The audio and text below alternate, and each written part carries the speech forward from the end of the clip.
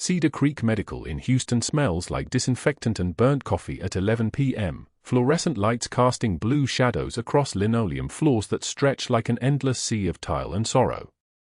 Danielle Ross moves through the ICU with silent efficiency, her hand steady as surgical steel, her movements economical and precise. She has 3 parallel scars running down her left forearm that she keeps covered with long sleeves even in summer heat, souvenirs from Helm and Province that tell stories she will never speak aloud. In her scrub pocket, worn smooth from 5 years of constant touching, sits a tarnished challenge coin stamped with the insignia of Naval Special Warfare Command, its surface dull to the color of old silver left underwater. She touches it when no one is watching, running her thumb across its worn edges like a rosary bead, and her jaw tightens almost imperceptibly. The ICU at Cedar Creek is her territory.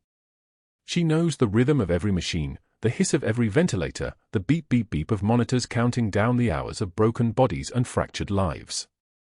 7 beds in the cardiac wing. For patients tonight. Room 314 holds a Marine named Corporal Hayes, recovering from a training accident that shattered his femur in 3 places and left him floating through morphine dreams at 2 a.m. He stares at her during vitals checks with confusion swimming behind his eyes, something nagging at the edge of his fragmented memories, some ghost trying to reach him through the fog. But she never meets his gaze directly. She never speaks his name. She moves like a shadow with a clipboard, and he looks right through her as if she is part of the machines that keep him alive. He has no idea that the woman checking his heart rate is the same medic who carried him 3 miles through hostile territory while taking fire meant for his chest. At 6:22 a.m., Dr. Caldwell arrives for morning rounds. He sweeps through the ICU like a man who owns the building, his white coat pristine, his smile sharp as a scalpel blade. 23 years of surgical practice and 4 years as chief of surgery have taught him that power is a performance, and he performs it well. His reputation rests on board connections and strategic alliances, a network of favors called in and debts collected, relationships forged in country clubs where the cost of membership exceeds the annual salary of most residents.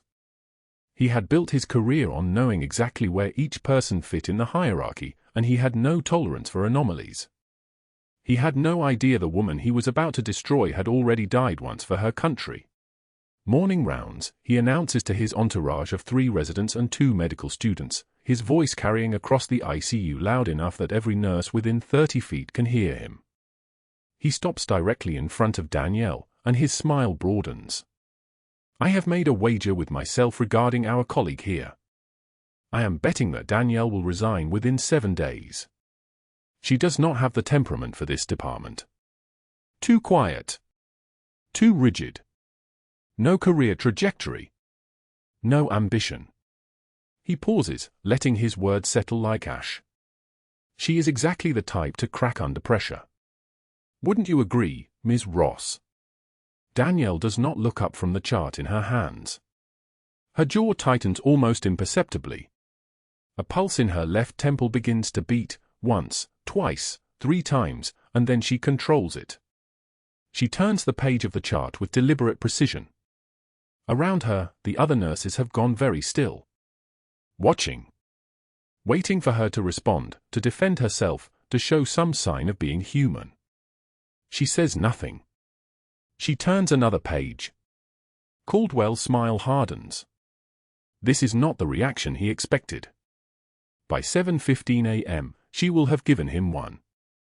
The cafeteria smells like yesterday's scrambled eggs and industrial bleach.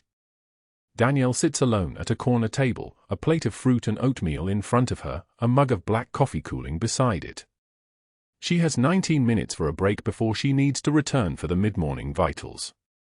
Around her, hospital staff move through the line, residents grabbing energy drinks, nurses stealing 5 minutes of silence, maintenance workers eating from plastic containers brought from home. The cafeteria is the one place in the hospital where hierarchy dissolves slightly, where exhaustion makes everyone equal. Caldwell enters at 7:34 a.m. with 2 attending physicians trailing behind him like remoras following a shark. He walks directly to Danielle's table without invitation and stops in front of her, blocking the aisle so that other people have to move around him. He is performing again, and his audience has expanded. Still here, I see, he says, his voice pitched to Carrie. "I would have thought you would have the good sense to know when you are outmatched." He leans down, his hands gripping the edge of her table, and in one smooth motion, he sweeps her tray from the table onto the floor. Food scatters. The plate shatters into 3 pieces. Her coffee mug cracks, and brown liquid spreads across the linoleum in a stain that looks like spilled blood. The sound is shocking in the sudden quiet of the cafeteria, the crash of ceramic, the scatter of utensils, the soft thud of fruit hitting floor. Everyone stops moving. Everyone stares. Danielle does not flinch. She does not stand. She does not raise her voice. She sits perfectly still, her hands flat on the table, and her eyes close for exactly 1 second. When they open again, her expression has not changed. She reaches for a napkin and wipes her hands slowly, deliberately, and then she stands. The sound of her chair pushing back is oddly loud. She walks to the cleaning supply station without looking at Caldwell, returns with a mop and bucket, and begins cleaning the floor with the same methodical precision she brings to every task. Around her, the cafeteria workers begin moving again. Conversation resumes. Someone coughs. The moment passes, but it does not evaporate. It settles into the air like smoke, and everyone in that room understands that something has shifted. Caldwell watches her for 13 seconds, waiting for a crack, a tremor, a break in her composure. She gives him nothing. Her hands do not shake. Her breathing does not quicken. She mops the floor around him as if he is furniture, as if he does not exist, and then she returns the mop to its station and walks out of the cafeteria at 7:41 a.m. He has never been ignored more completely in his life, and it enrages him. At 8:14 a.m., during mid-morning rounds, Caldwell finds her in the ICU corridor outside room 309. He has a patient chart in his hands, not a chart for her unit, just something he grabbed on his way through the station. He is holding it like a weapon. Danielle is documenting on her computer terminal, her fingers moving across the keyboard with practiced speed. She does not see him approach. She sees nothing except the screen in front of her. "Excuse me," he says, his tone clipped and cold. It is not a request. It is a command. She turns, and her face is the same calm mask as before. He holds the chart out toward her and then, when she reaches for it automatically, he lets it drop. It falls to the floor at her feet, paper scattering like startled birds. He smiles that smile, and his words follow like a whip crack, "Pick that up, sweetheart." The fluorescent lights buzz overhead. Somewhere down the corridor, a ventilator hisses its mechanical breath. The ICU holds its breath. Danielle looks at the chart on the floor. She looks at Dr. Caldwell. Then she bends and retrieves it, gathering the scattered pages with methodical precision, tapping them into alignment, and handing the chart back to him with her hand steady as a surgical laser. "Anything else, Doctor?"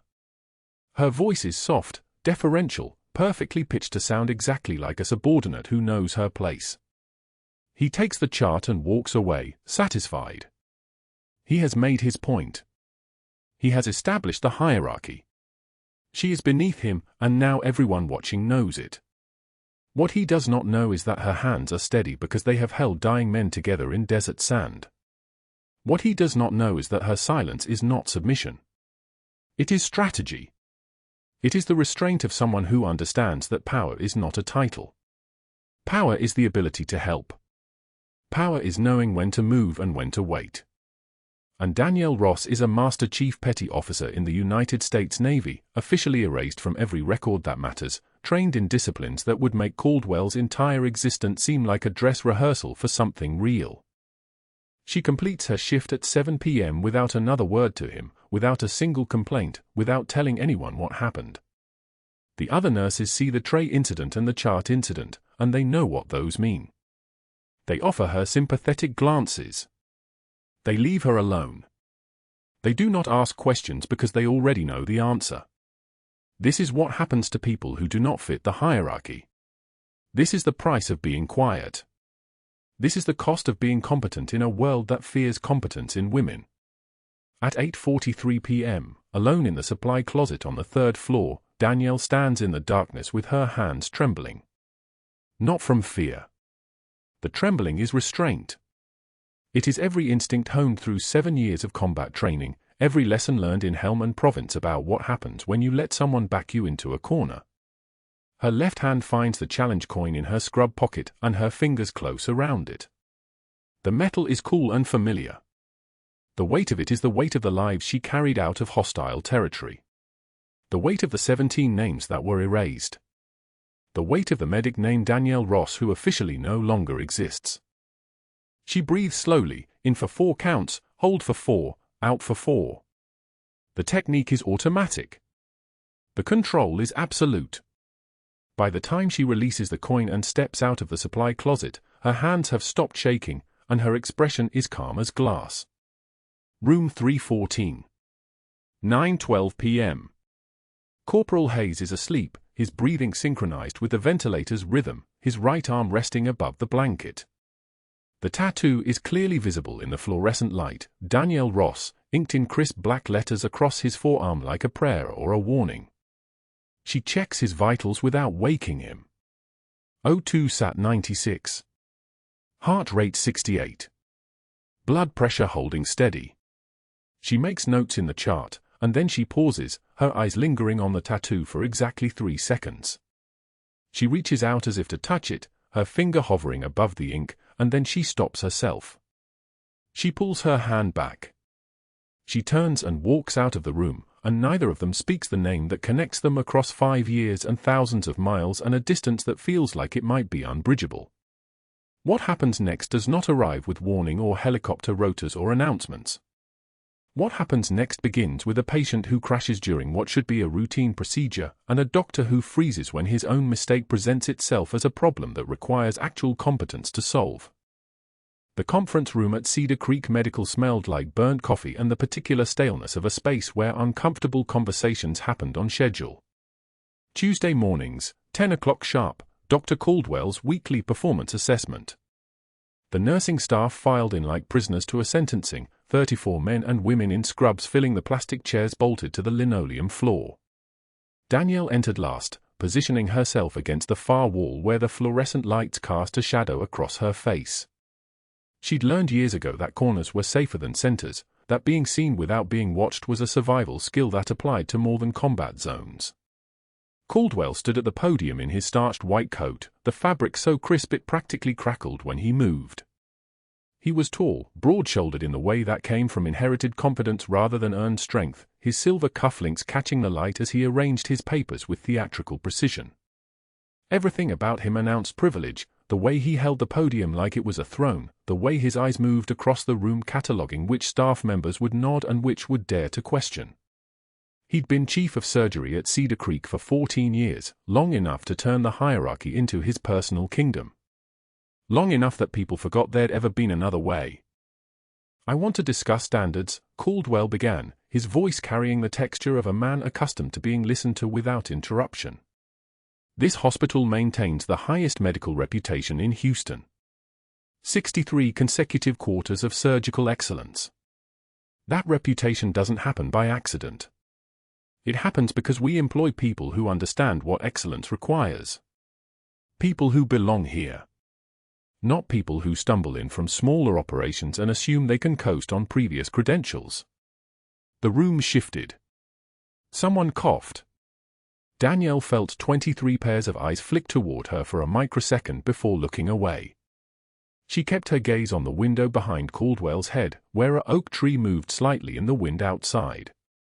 So I'm making a public bet, Caldwell continued, his smile broadening. Our newest transfer, Nurse Ross, won't last a week at Cedar Creek Medical. 1 week.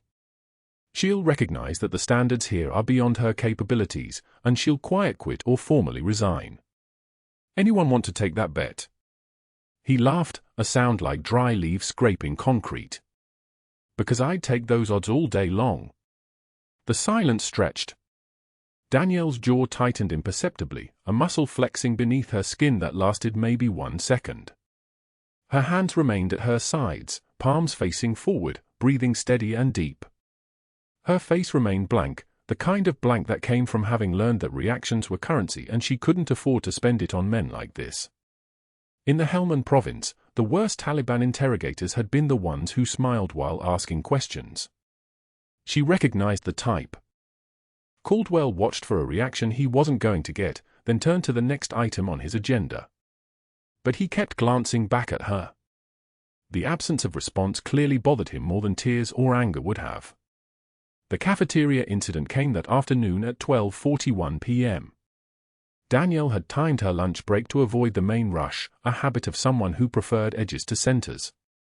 She was carrying her tray toward a corner table, just chicken salad and water and an apple, when Caldwell emerged from the administrative hallway pushing a cart laden with his own lunch from the physician's dining room, the one with better food and better tables. He didn't glance at her. He simply angled his trajectory to cross directly in front of her, his shoulder catching the edge of her tray at exactly the angle needed to send it flying. The crash echoed across the entire cafeteria like a gunshot.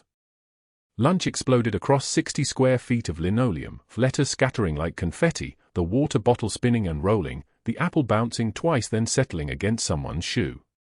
"Clumsy," Caldwell announced loudly, not even stopping his forward momentum. Thought nurses were supposed to have steady hands. The room went completely silent. 58 staff members froze mid-chew, mid-conversation, mid-breath. This was a test. Everyone understood it immediately. They were watching to see if she'd defend herself, if she'd cry, if she'd snap back. They were watching to see if she understood the hierarchy. Danielle set her empty tray on the nearest table. She knelt without hesitation, her movements precise and methodical, and began collecting the scattered food into the broken pieces of her tray. Celery. Lettuce. A single cherry tomato rolling past her knee. Her hands moved with the kind of mechanical efficiency that came from having learned not to waste energy on shame. Around her, conversations resumed gradually, people looking away from her on the floor the way people looked away from car accidents that weren't their business. Caldwell was already at the cashier when she was halfway through cleanup. But he wasn't done. He wasn't anywhere near done. 2 minutes later he was back, having apparently circled through the administrative hallway and returned specifically for this moment. He carried a patient chart, heavy, one of the comprehensive ones with imaging records, and as she rose to her feet, brush in one hand, dustpan in the other, he dropped it directly at her feet with a thud that made several people jump. "Pick that up, sweetheart." His voice was the texture of honey poured over broken glass. "Some of us have actual medical work to do." Her hand paused on the dustpan for one heartbeat. One. Her fingers didn't tremble. Her breathing didn't change. She set down the dustpan, bent, retrieved the chart, straightened, and handed it to him. She met his eyes for approximately 1.3 seconds, her face perfectly neutral, her posture unchanged. Then she turned and walked toward the exit without meeting anyone else's gaze, without acknowledging the eyes that had tracked every movement. The cafeteria staff didn't clean up the rest of her lunch until after her shift ended. Later that evening, alone in the supply closet during inventory rotation, Danielle stood surrounded by boxes of gauze pads and sterile gloves, the fluorescent overhead casting everything in institutional white light. The smell of antiseptic hung heavy in the air, sharp and chemical, the kind of smell that had been part of her world for so long she barely registered it anymore. She leaned her back against the metal shelving, closed her eyes, and took a breath deep enough that her diaphragm expanded fully. 5 seconds passed. Then she reached into the left pocket of her scrubs and withdrew the challenge coin. Tarnished silver, maybe 3 inches across, stamped with a unit insignia that was no longer official, no longer permitted to exist in any records or databases. She ran her thumb across the worn surface, feeling the grooves, the history compressed into this single piece of metal. The coin from Helmand province. The coin from the life she couldn't claim. In room 314, Corporal Hayes lay in his hospital bed watching the evening news on the television mounted on the wall. His eyes kept tracking back to the doorway where the night shift nurse had passed by. Something about her voice. Something about the way she moved. His memory was fragmented, the blast had taken some things, scattered others, left the rest in pieces he couldn't quite assemble. He remembered screaming. He remembered blood in his throat and the weight of someone carrying him 3 miles through hostile territory, a voice saying his name over and over like a prayer. He remembered thinking he was going to die. He remembered someone saving him. And then he forgot again, the way his brain did lately, the memory sliding backward into the damaged parts. Tuesday evening, November 14th, 2:14 p.m. became Wednesday morning, 6:16 a.m. The transition happened in the way hospital time worked, shifts overlapping, patients stable or unstable, routine cycling through like tide. Danielle had worked the night shift, done her charting, and was preparing to hand off to the day staff when she received notification that Corporal Hayes was scheduled for a routine bronchoscopy at 11 a.m. The procedure was supposed to be simple. Just checking for complications from his training accident. In and out in 20 minutes. Except Dr. Caldwell personally took the case. That's what the schedule posted at the nurse station read. Chief of Surgery overseeing a routine scope. That was how power announced itself, through unnecessary involvement, through insisting your presence was required for everything. Danielle felt the coin in her pocket. When she arrived at OR 3 at 10:52 a.m., Caldwell was already there, speaking loudly to the surgical resident about his golf handicap and a membership application to a country club somewhere in the Heights. Hayes was already sedated, his face slack, his body prepped and draped in the sterile blue surgical towels that made everyone look like they were already halfway to becoming a corpse. "Nurse Ross," Caldwell said without turning. "You're with us for this one. Though I can't imagine how we need both your presence and your competence, but we're being thorough today." She didn't respond. She moved into position, checked the monitoring equipment, confirmed the oxygen flow, and stood ready. The fluorescent lights overhead hummed their constant mechanical song, and somewhere distant a monitor beeped a steady rhythm that meant a heart was still beating in the ICU 2 floors up. Caldwell inserted the bronchoscope with one hand while gesturing with the other, never stopping his conversation about golf course handicaps and club membership requirements and the importance of knowing the right people in Houston. The scope advanced smoothly. The monitors showed normal vitals. Everything was routine. Except at 11:04 a.m. something shifted. Hayes's heart rate dropped suddenly, 70, 68, 65. The monitor tone changed pitch. Caldwell adjusted the scope, pushing it slightly deeper, and Danielle heard the almost imperceptible resistance of tissue touching the camera lens from the wrong angle. The resident leaned in to look at the monitor. "Dr. Caldwell, his SAT is..." "I see it," Caldwell interrupted, but his voice had changed. It had lost its confidence. It had become the voice of someone who suddenly realized he'd made a mistake while still holding an instrument inside a patient's airway. He pulled back slightly. Overcorrected. The scope nicked something it shouldn't have, and the monitors erupted into chaos, alarms screaming, vital signs collapsing, the heart rate flatlined screaming across the screen with the high-pitched shriek of a patient whose cardiac output had just become zero. The room crystallized. Everything became very still and very fast at the same time. Caldwell's hands went slack. The bronchoscope slipped from his fingers. He stood staring at the monitors like they were displaying something in a language he'd never learned to read. "Get the crash cart," he said, but the words came out weak and fractured. The resident fumbled with the controls. Precious seconds accumulated, 2, 3, 4. Hayes's oxygen saturation began dropping through numbers that meant his brain was dying second by second. Danielle stepped forward without asking permission. She was already moving, already thinking in the language of emergency medicine, her hands reaching for the defibrillator pads with the kind of muscle memory that didn't require conscious thought. "Nurse, step back." Caldwell's voice cut across the room, sharp and desperate and completely hollow. "I have this." She didn't step back. She watched the monitors. She watched the flat line continuing its terrible rhythm across the screen. She watched Caldwell's hands hanging uselessly at his sides. 30 seconds. In combat medicine, 30 seconds was the difference between saving a life and identifying a body. "I'm going in," she said quietly, already moving for the surgical instruments. "You can observe or you can leave." But I'm not watching this patient die on your hesitation. 47 seconds into cardiac arrest, the monitor's screaming became a single flat line, and Dr. Caldwell froze like a surgeon made of marble. His hands hung suspended above Corporal Hayes's open chest cavity, the bronchoscope still poised uselessly in his right palm. The anesthesiologist was already reaching for epinephrine, but the real problem wasn't chemical. It was mechanical.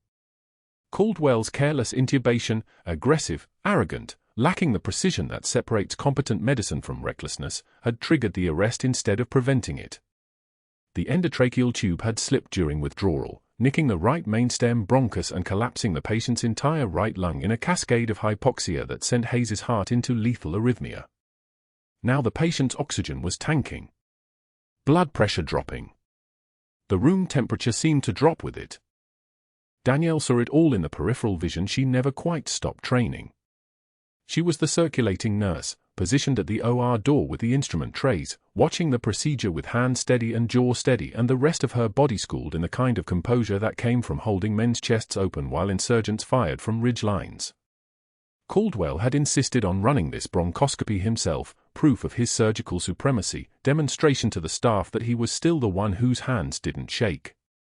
The irony was burning through the fluorescent-lit silence like cordite smoke. 15 seconds of flat line. The resident was already moving, checking for pulse, finding nothing. 20 seconds. The anesthesiologist was hyperventilating Hayes on 100% oxygen, but oxygen meant nothing if the heart wasn't pumping it. Caldwell was backing away from the surgical field, his face the color of old bone, his jaw working silently. He wasn't frozen because he didn't know what to do. He was frozen because he'd never actually had to do it, because all his reputation was built on controlled environments and supportive staff and the presumption of excellence that comes with a corner office and a Harvard degree. He'd never carried a bleeding man 3 miles through hostile territory. He'd never performed field surgery with artillery rounds walking the perimeter and your hand steady because they had to be steady or men died. 30 seconds of arrest. The room had gone so quiet you could hear the ventilator's mechanical breathing like a metronome counting down. "I need a scalpel," Danielle said. Not loud. Not a question. Just a statement of fact delivered in the same flat tone she used for shift change reports. Caldwell's head snapped toward her. "What are you doing? Step back. We have a protocol." 47 seconds. His heart's fibrillating on the monitor. "We're losing him." She was already moving, shedding her outer gloves and stepping into the surgical field. The resident, a young woman named Torres, maybe 28, sharp as they came, handed her the blade without hesitation. Someone had to do something. Someone had to actually respond instead of stand there calculating how this looked for his career trajectory.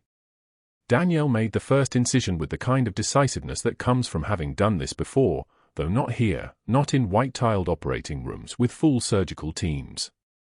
The left anterolateral thoracotomy cut opened Hayes's ribs through skin and subcutaneous tissue and the tough layers underneath, her movements economical and exact. 1 cut. 2 cuts. 3. The scalpel was like an extension of her nervous system, muscle memory taking the wheel while her conscious mind catalogued vitals and time and the million micro-decisions that separated life from the paperwork of death. 50 seconds. The resident was already there with the rib spreader, opening the chest cavity, exposing the pericardial sac. Danielle's gloved hands were inside Hayes's chest now, palpating, finding the heart, a still, useless thing the size of a clenched fist. She opened the pericardium with quick decisive cuts and lifted the heart toward her, her fingers bracketing the ventricles. Direct cardiac massage. Manual compressions. Hands that had learned this in a compound in Jolin District, in a forward operating base where the power grid ran on diesel generators and the supply line was a Black Hawk helicopter that came twice a week if the weather held and the ground fire wasn't too heavy. She compressed rhythmically, feeling the heart's response, or lack of response. 15 seconds of massage. 30. Caldwell was backing toward the door now, his face a mask of shock and something else, something that looked like the beginning of professional calculation. The resident was calling out readings. Still fibrillating. Epi administered. No response. 45 seconds of her hands on Hayes's heart. Danielle's eyes narrowed slightly, the only visible change in her expression. The compressions had to be rhythmic but not gentle. Had to maintain pressure but not rupture tissue. Had to remember that this was a living organ, not a pump, that the heart was muscle that could recover if given enough oxygen and electricity and time.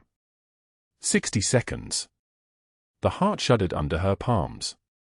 Twitched once, a reflex, maybe just the response to mechanical stimulation. Then a second twitch. Then a contraction. Weak, but present. Then another. The monitor's flat line fractured into a jagged rhythm, still chaotic but no longer asystolic. Still fibrillating but responsive. Still fighting. Danielle maintained steady pressure for another 20 compressions, watching the rhythm begin to normalize, the electrical activity start to reorganize itself into something approximating order. Sinus rhythm appeared on the monitor like a prayer answered. The anesthesiologist was adjusting settings, increasing oxygen, monitoring blood pressure which was starting to climb from the dead zone. Hayes's color was improving, less ashen, more human.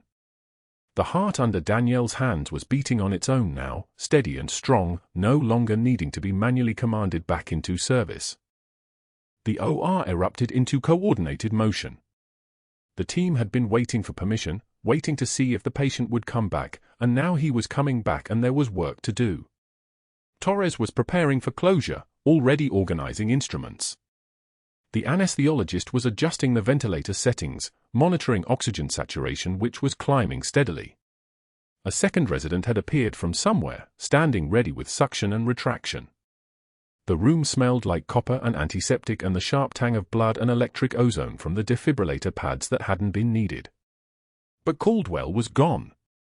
Danielle registered his absence the way a predator registers the removal of a hunting rival, not with satisfaction, but with clarity. He'd slipped out the back of the OR without a word, without so much as a glance at the patient he'd nearly killed through negligence. The door closed quietly behind him. Professional cowardice. The absence of accountability. The decision to run instead of stay and face what his carelessness had created. 90 minutes later, Danielle was called to the chief of surgery's office. Not escorted, she didn't warrant that level of institutional formality, but summoned, a page over the intercom that everyone heard, the name spoken publicly enough that by the time she arrived on the 4th floor, the entire hospital knew she was heading for something. Caldwell sat behind an oak desk that probably cost more than her yearly salary, flanked by 2 board members in suits she didn't recognize. The office smelled like expensive leather and the stale air of old money. There was a folder on his desk, open, papers visible. Hospital letterhead. Her employment records. Something else, something flagged in red. You performed an unauthorized procedure, Caldwell said, his voice clinical, detached, already reframed into administrative language. Chest cracking requires senior surgical authorization. You administered direct cardiac massage without a supervising physician's approval. You made incisions without proper credentials clearance. He paused, letting the words settle. His hands were steady again. This was his territory. This was where he had power. We've also discovered some inconsistencies in your employment file. Several positions listed with the Military Medical Corps, no verification from the Department of Defense. We contacted the Navy. They have no record of a Danielle Ross serving in any medical capacity. No credentials. No service history. Nothing. He closed the folder with the care of a man executing a calculated move. This suggests either gross negligence in our hiring process or deliberate misrepresentation on your application. Danielle opened her mouth, then closed it. The military had erased her. 18 years in the shadows, names changed, records deleted, official statements issued that Master Chief Petty Officer Danielle Ross had never existed, that the person standing in this office was a civilian nurse with no military affiliation and no right to operate in capacity beyond basic bedside care. She'd been ordered, not asked, ordered, to disappear after the extraction op went sideways and 17 names got removed from every roster from Washington to Kandahar. You don't surface, you don't claim service, you don't speak of what you did or where you did it. You live as if that life happened to someone else. You keep the challenge coin because it's small and tarnished and no one would ever think to look for meaning in something so insignificant. We're suspending you pending investigation, Caldwell continued, already making notes in the folder. Security will escort you out of the building. We take credential fraud very seriously at Cedar Creek Medical. We have liability concerns, patient safety concerns, and now we have federal documentation issues that suggest you never should have been hired. He was picking up his phone before she even moved, already calling security, already triggering the machinery. If we discover that you lied on your application, there will be legal consequences. I suggest you contact an attorney. But that wasn't the worst part. The worst part was that he was right. She had lied. Not about her competence, everything she'd done in that OR was legitimate, performed under the kind of pressure that separated the capable from the pretenders. But about her credentials, about her background, about the missing 18 years and the medals that didn't exist in any official database and the call sign that she couldn't claim and the language that had been beaten out of her through every debriefing and every classified session. The military had made her disappear so thoroughly that disappearing had become the only thing she could do. Caldwell had found the one weakness in her armor, the legal fiction that was all she had left. She stood up without a word, and that's when she felt it, the weight of the challenge coin in her scrub pocket, the tarnished metal that was the only physical proof that the erased life had ever existed. She didn't touch it.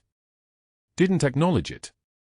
Just walked toward the door where security was waiting, two guards in Cedar Creek Medical uniforms who looked genuinely uncomfortable about what they'd been asked to do but had no framework for refusing.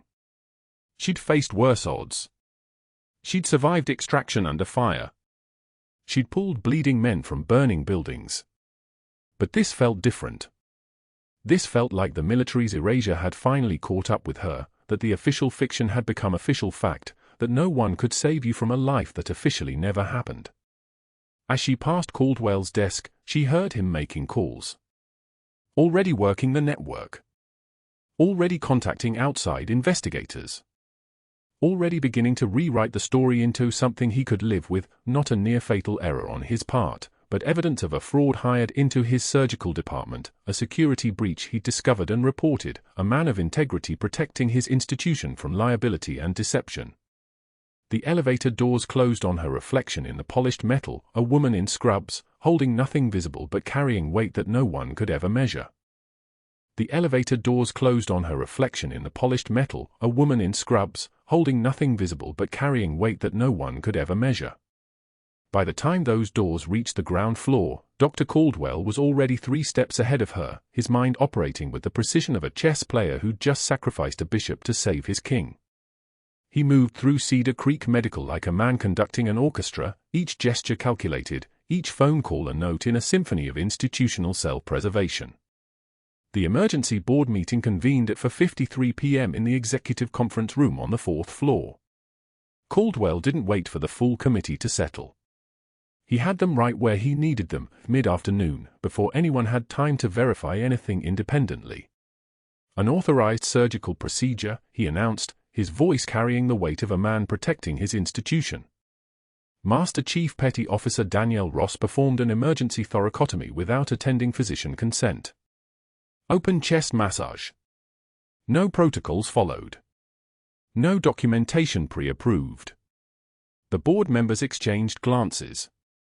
One of them, Patricia Chen, the hospital's chief compliance officer, leaned forward. Was the patient in cardiac arrest? Irrelevant, Caldwell said, the word cutting like a scalpel. Protocol exists for a reason. That protocol requires physician authorization before surgical intervention. She violated every standard in our surgical manual. What Caldwell didn't mention was that he'd frozen. What he didn't say was that Corporal Hayes would be dead if she hadn't moved. What he absolutely would not admit was that her hands had done what his mind couldn't process. Instead, he painted a picture of a rogue practitioner, a security risk, a credential fraud waiting to happen. By 6:14 p.m., Danielle stood at the security desk on the ground floor of Cedar Creek Medical. The guard, a young man named Torres who'd always nodded respectfully when she passed, wouldn't meet her eyes now. The termination letter had already been printed. Credential discrepancies. Unauthorized surgical intervention. Forged documentation. Gross misconduct. She surrendered her badge without a word. The lanyard felt light in her hand as she set it on the counter, the weight of 18 months of work, of lives saved, of 247 patient shifts, of standing in the gap between life and death, represented by a plastic rectangle that no longer belonged to her. Torres reached out as if to say something, then stopped himself. She turned and walked toward the exit, pushing through the glass doors into Houston's evening heat. Outside, the temperature had settled at 93 degrees. The asphalt radiated warmth like the deck of a ship under a Mediterranean sun. She'd felt this heat before, in Kandahar, in Helmand Province, during those operations that never officially happened. The air pressure felt the same. Heavy. Suffocating. By 9:11 p.m., Caldwell had activated his network with the precision of a man who'd spent 15 years building insurance policies disguised as friendships. 3 phone calls in succession. First to Dr. James Whitmore, chief of the hospital board, who owed him a favor from the time Caldwell had recommended his daughter for a surgical fellowship at Johns Hopkins. "I've discovered credential fraud in my surgical department, James." I reported it immediately. The nurse performed an unauthorized procedure. I suspended her myself. The word "I" appeared in that sentence like a seal on a royal decree. Caldwell the hero, Caldwell the protector, Caldwell the man of integrity who'd caught the criminal before real damage occurred. Second call to Dr. Patricia Chen. "I'm filing a formal complaint with the Texas Medical Board. Whatever credentials she claims, and I suspect they're fabricated, need independent verification. I'm bringing in an external auditing firm. This is about institutional integrity." The language was perfect. Professional. Concerned. The language of a man protecting others, not destroying someone. Third call to his ally in hospital administration, the chief financial officer, Marcus Sterling. "Pull her entire employment file. I want every document audited. I suspect falsified certifications. Document everything. We need a paper trail proving we acted decisively the moment we discovered the fraud." Sterling would comply. Sterling always complied. They'd made money together on consulting contracts that benefited no one but themselves. By midnight, the external auditing firm had been engaged. By 1:22 a.m., a formal complaint had been filed with the Texas Medical Board. By 3:33 a.m., Danielle's personal email received a termination notice from hospital administration, signed electronically by 3 department heads. The message read like a legal document written by people who'd never actually met her. Immediate termination for cause. Credential discrepancies. Unauthorized surgical procedure. Forged documentation. Please return all hospital property by 5 p.m. tomorrow. Your final paycheck will be mailed to your address of record. At 3:44 a.m., she sat in the corner booth of an all-night diner called Rose's, located on the edge of Houston where the city frayed into industrial parks and vacant lots. The fluorescent lights hummed with the sound of 1,000 dying insects, a high-pitched drone that seemed to vibrate behind her eyes. The coffee in front of her had gone cold 40 minutes ago. She hadn't taken a sip. The waitress, a woman named Crystal with purple nail polish and tired eyes, had refilled it anyway, without asking, the gesture carrying a kindness that Danielle didn't deserve. Her reflection stared back at her from the window glass. She looked hollow. The kind of hollow that came from watching your own life dissolve in real time. Hair pulled back in a severe bun. Face drained of color. Eyes that had seen too much and had nowhere left to look. This was the face of someone who'd been erased before and was being erased again, and the second erasure hurt in ways the first one hadn't. The challenge coin sat on the Formica tabletop, catching the fluorescent light. Tarnished bronze. Made from aircraft wreckage and shrapnel from an operation that officially never happened. She'd carried it for 4 years, tucked in her scrub pocket, pressed against her ribs on bad days like some kind of talisman. It had been 17 names in Helmand Province. 17 men who'd walked into an operation that was supposed to be surgical, clean, in and out. But nothing about combat was surgical. The extraction went sideways. 2 helicopters down. A safe house compromise. Dead operators in the streets of Sanjin. The Pentagon's response had been immediate and absolute: bury it. Erase the records. Order the survivors to disappear. Never surface. Never claim the service. Never say the names of the 17 men left behind. Master Chief Petty Officer Danielle Ross became a nurse. She'd cut her hair, adopted a deferential manner, learned to say, "I apologize," when she meant "get out of my way." She'd walked into Cedar Creek Medical and built a life so quiet that no one looked twice at her. 18 months of perfect composure. 18 months of holding her hand steady while her mind lived in Helmand Province. And now, in 3 minutes of action, 1 emergency thoracotomy, 1 open cardiac massage, hands moving on their own through muscle memory that no amount of civilian time could erase, she'd been unmade. The Pentagon's order had been clear: disappear completely or face immediate federal prosecution for breach of national security. She couldn't defend herself against the fraud accusations because defending herself meant surfacing her military service, which was classified beyond the reach of the Texas Medical Board. Caldwell had found the perfect weapon against her. He'd found the one vulnerability that her hidden identity created. Through the diner window, Houston's lights blurred into streaks of red and gold. A semi-truck passed on the nearby interstate, its headlights briefly illuminating the parking lot. She was 42 years old. She'd saved more lives than she could count: 217 combat saves, 247 civilian saves, and now Corporal Hayes made 248. She'd taken shrapnel that should have killed her. She'd performed field surgery in conditions that would have made civilian surgeons weep. She'd walked through hostile territory carrying men twice her size. She'd been decorated by a military that had then ordered her to stop existing. The coffee cup sat between her hands. She could feel the cold seeping from the ceramic into her palms. Crystal approached with a fresh pot, saw that the cup hadn't been touched, and left without saying anything. Sometimes kindness meant knowing when to stay silent. The clock above the kitchen read 3:54 a.m. By this time tomorrow, another nurse would be wearing her badge. Another person would be standing in the supply closet where she'd pressed her hand against her chest and breathed through the humiliation. Another voice would be answering call lights in the surgical ward. She wondered if she'd saved Corporal Hayes' life twice only to lose her own twice as well. The television in the hospital lobby flickered to life at 9:23 a.m. CNN breaking news banner scrolled across the screen in urgent red. A Pentagon spokesperson stood at a podium, jaw tight, reading from a classified file.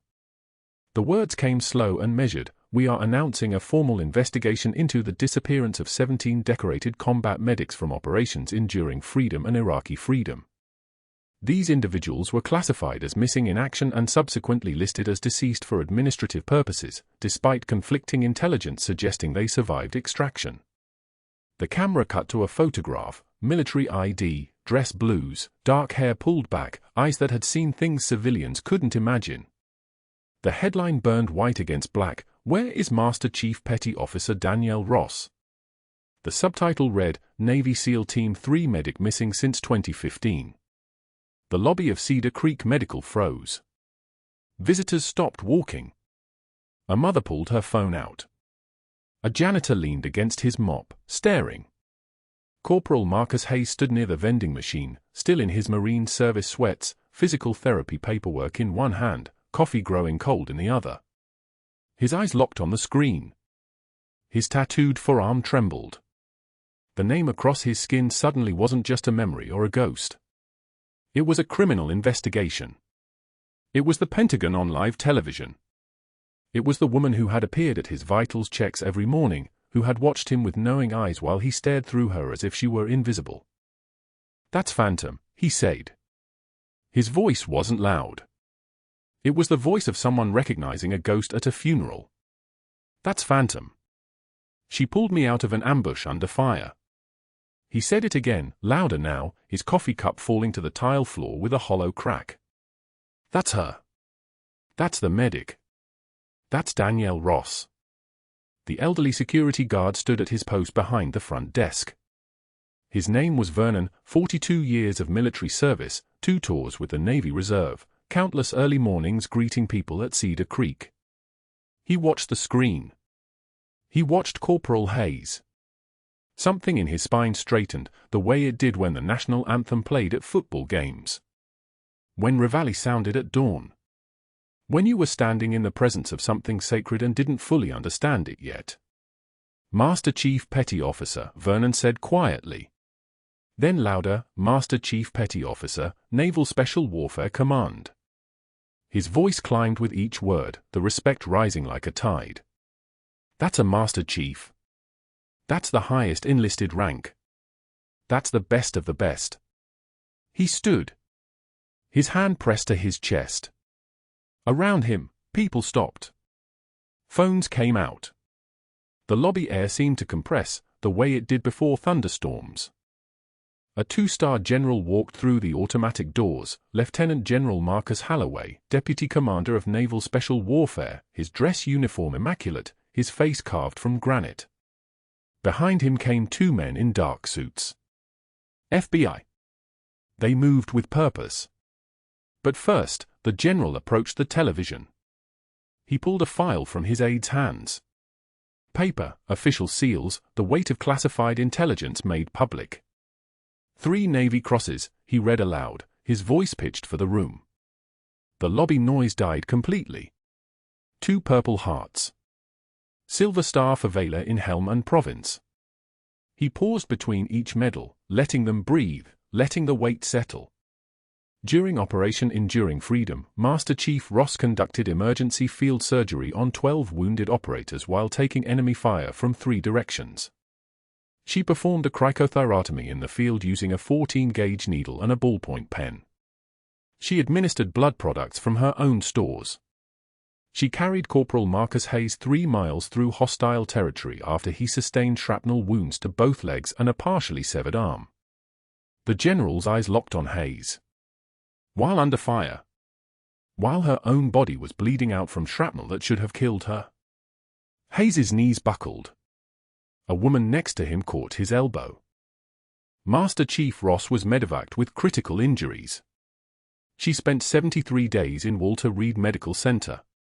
The Pentagon declared her unfit for service due to combat trauma.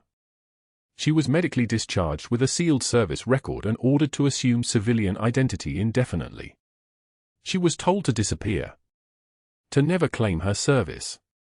To forget 17 names. The general closed the file. It appears that order violated the Constitution. Hayes's voice cracked. He lifted his left forearm, the tattoo visible, the name clear as fresh ink. You took shrapnel meant for me, he said, tears streaming down his face, the words coming out like a prayer. They left you for dead in Sanjin Valley. You were bleeding out. And you still got us out. You still carried me 3 miles. His hand shook as he pointed at the screen, at the photograph of a woman in dress blues with a Master Chief's insignia. That's a hero. That's the person who's been checking my vitals for 2 weeks while I didn't even see her. The 2 FBI agents moved without hurrying. They had a job. The paperwork was done, the investigation complete, the conspiracy unraveled. They walked straight past the general, past Corporal Hayes, past Vernon with his hand still on his chest, and they moved into the administrative wing toward the Chief of Surgery's office. They had already coordinated with hospital security. They knew the layout. They knew Dr. Caldwell was in his office, reading the same news broadcast on his computer, watching his entire life compress into a single point of implosion. The walk took 90 seconds. The arrest took 4. Caldwell stood when they entered, tried to smile, tried to say something about a misunderstanding, about paperwork, about context. The agents didn't smile back. One of them read rights while the other cuffed him, wrists in front, no drama, just procedure.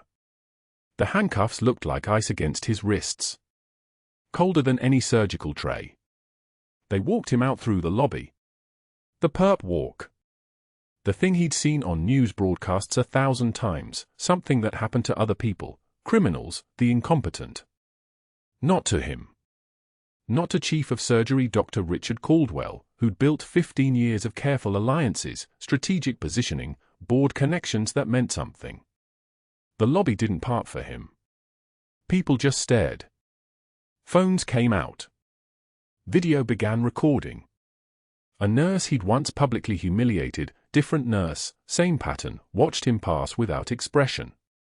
Caldwell's face went red. His mouth moved soundlessly, the way cornered animals look before they bolt. Vernon didn't flinch. Didn't look away. The old security guard watched a man walk toward a consequence so vast that no amount of strategy could negotiate it. The investigation was federal. The charges were conspiracy, fraud, evidence tampering, and obstruction of justice. The fraudulent credentials planted in Danielle's file had triggered automated alerts the moment they were uploaded. The Pentagon had systems designed for exactly this, classified records protected at the highest level. When someone tried to alter them, the entire intelligence apparatus noticed. It was like setting off alarms in a bank by setting off alarms in a nuclear facility. It triggered everything. The hospital board convened by 1 o'clock that afternoon. The chief medical officer had already reviewed the witness statements from Hayes's emergency. 17 staff members saw Caldwell freeze, saw the hesitation, saw the moment he became paralyzed by fear. They saw Danielle move into the space he vacated. They heard her voice, quiet, controlled, authoritative, calling for equipment that wasn't standard emergency protocol but was standard special operations trauma medicine. Direct cardiac massage through a left anterolateral thoracotomy. A procedure you don't improvise. A procedure you only know if you've done it. 17 times, according to the Pentagon file, while taking enemy fire. By 3 o'clock, Dr. Caldwell's medical license was suspended pending criminal investigation. By 6, he'd surrendered it permanently in exchange for a plea deal, no prison time, but the end of everything he'd built. The hospital released a statement. Cedar Creek Medical is cooperating fully with federal investigators and has terminated Dr. Richard Caldwell's employment effective immediately. His attorney made calls. The board members who owed him favor suddenly didn't remember owing him anything. Colleagues who'd been friendly weren't returning calls. By nightfall, his name was scrubbed from the directory. By morning, he was teaching CPR to community college students who didn't know he'd ever been anything else. Handshaking while he demonstrated chest compressions. $200 per class. The irony was so sharp it drew blood. 6 months later, in late June, Danielle Ross stood in the Rose Garden. Dress blues pressed so hard they could cut glass. Metal ribbons on her chest, each one earned, each one paid for in blood or discipline or choices that cost everything. The tarnished challenge coin sat in a shadow box beside the medals, and someone had polished it. Sunlight caught the shine. 3 navy crosses. 2 purple hearts. 1 silver star. Each one its own sentence. Each one a year of things she couldn't talk about. The president stood beside her. Corporal Marcus Hayes stood on her other side, his marine dress uniform fitting him like respect finally made visible. His tattooed forearm was covered by his sleeve now, but the name was still there. Would always be there. The ceremony was brief.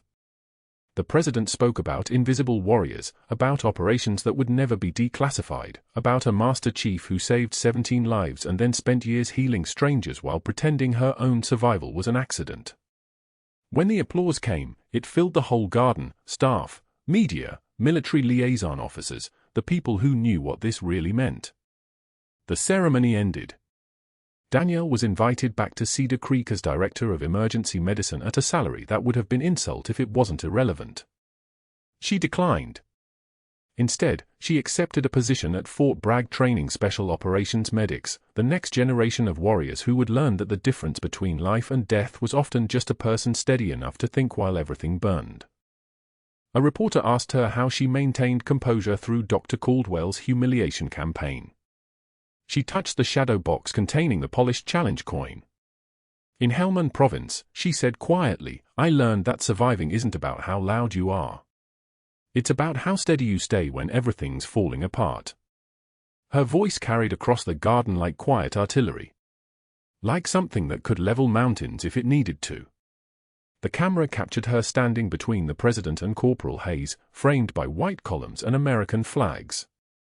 That evening, the video went viral. The caption read, "The quietest person in the room might be holding it all together." Back in Houston, Dr. Caldwell watched the broadcast on a laptop in a studio apartment. The CPR certification textbook lay open beside him. He watched himself be erased. Watched her be restored. He closed the laptop without finishing the video. If you've ever been underestimated by someone in power, if you've ever kept your composure while being humiliated, if you've ever wondered whether speaking up was worth the cost, subscribe to this channel. Hit the notification bell. Comment below and tell us about a time when staying quiet was actually the bravest thing you could do. The world needs to know that real heroism isn't always loud.